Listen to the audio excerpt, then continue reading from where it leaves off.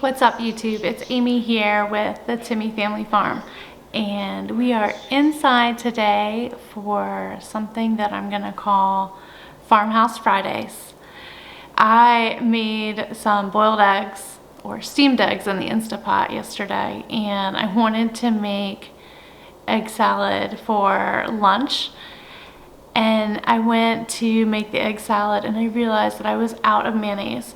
So today I want to make some mayonnaise so that I can finally make my egg salad sandwich for lunch. If you've never made your own mayonnaise, it's very, very easy.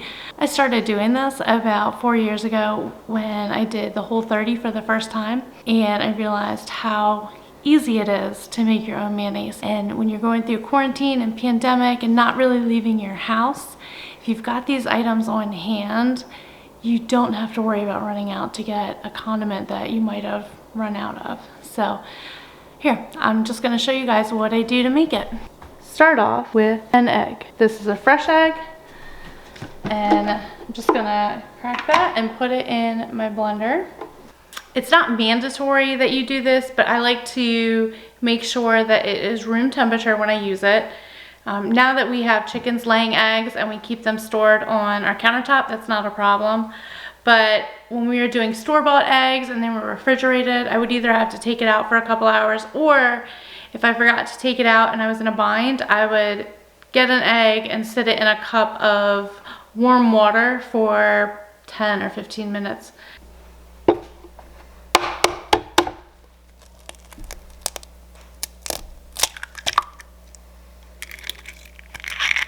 I am going to add a half a teaspoon of salt. I use a pink Himalayan salt, but any salt will do.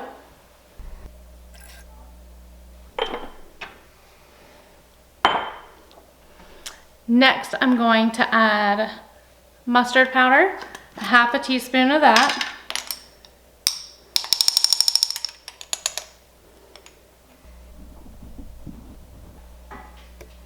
And then you add a quarter cup of olive oil. And I use a light or extra light olive oil. I do not use EVOO or extra virgin olive oil. I think that the extra virgin olive oil is too strong in taste. And for my mayonnaise, I like to have something that's just a little bit mild. And we add a quarter cup of that.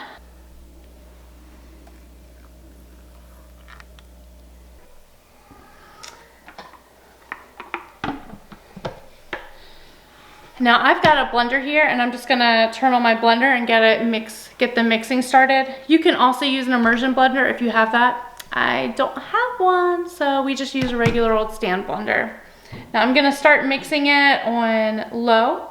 I have an additional 1 cup of olive oil ready to go.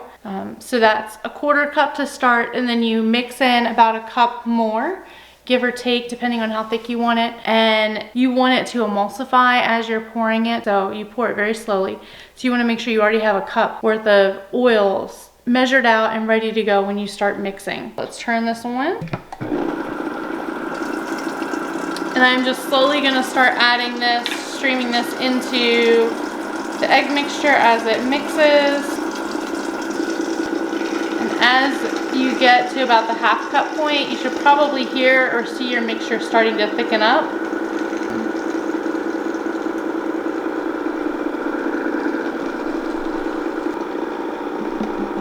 There we go.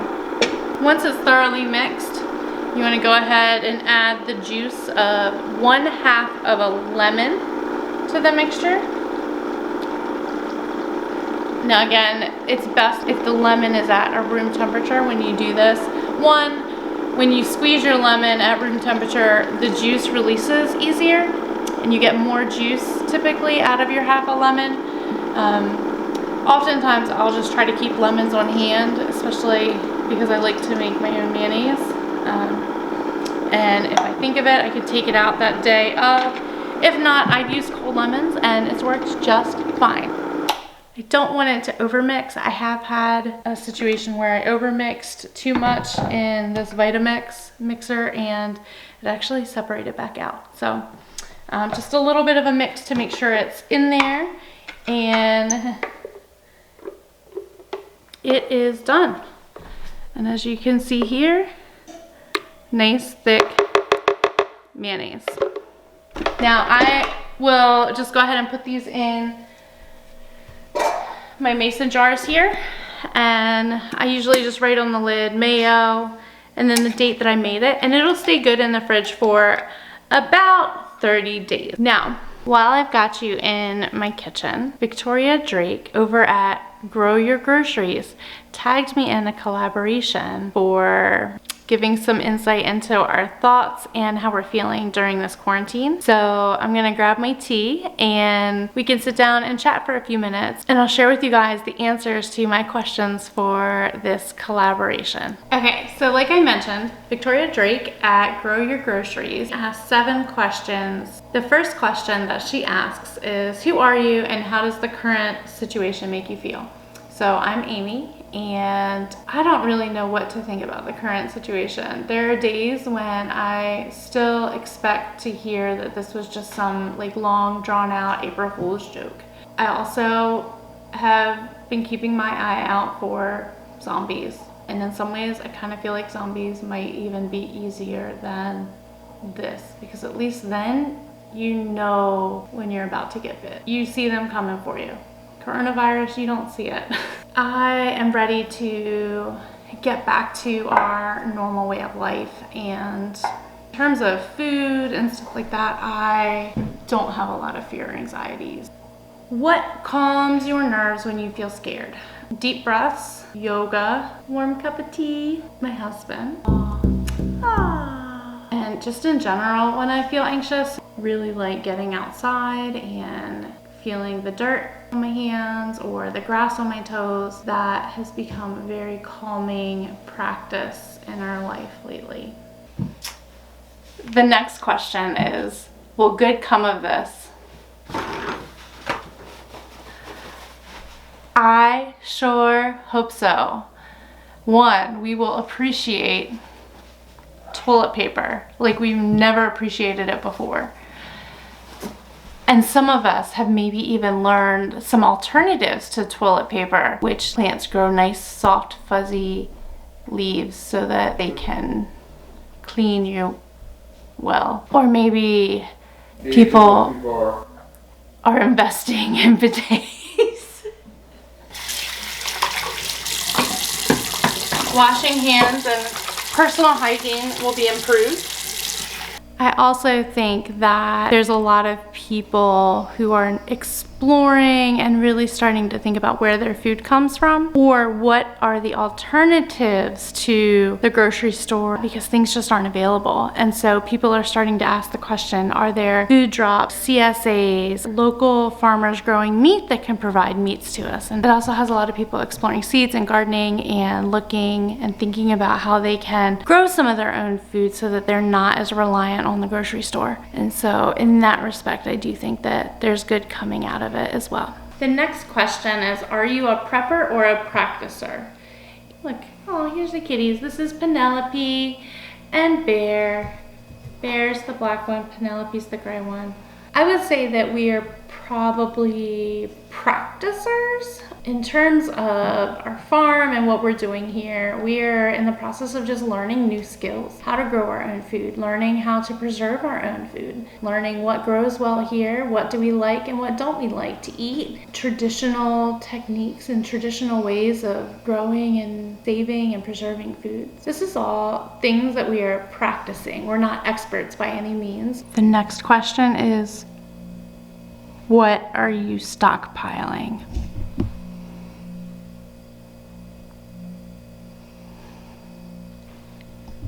The only thing I'm stockpiling right now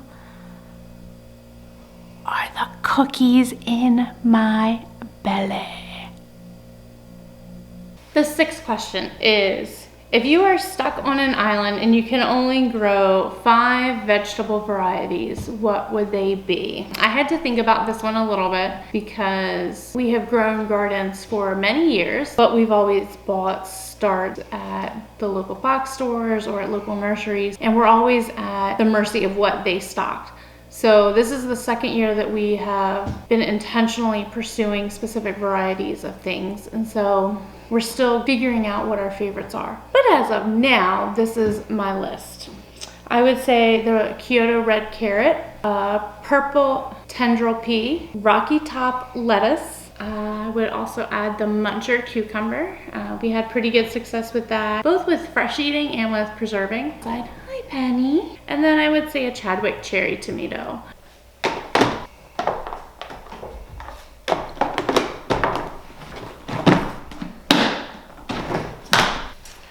Last but not least, how have current events changed your garden and or homesteading plans this year? The current events haven't necessarily changed our plans this year. This is the second year that we've gardened here, but it will be the first spring growing season that we've lived here.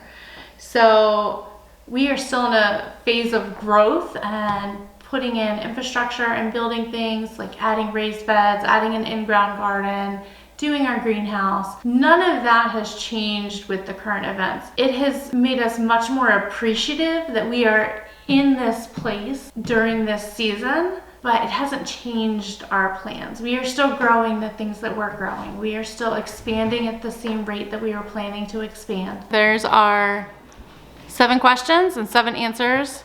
And our first Farmhouse Friday is in the books. Thank you guys so much for coming into the farmhouse and making mayonnaise with me. I do want to tag Christy at Along the River Homestead to jump in and share her answers to the 7 questions that Victoria has posed. I want to encourage you guys to go ahead and check out what they're doing over on their YouTube channel. Also, make sure you stop by Victoria Drake's website, Grow Your Groceries. Thank you guys so much for stopping by the farm. Make sure you like and subscribe and ring the notification bell so you can get an update of when our next video is posted.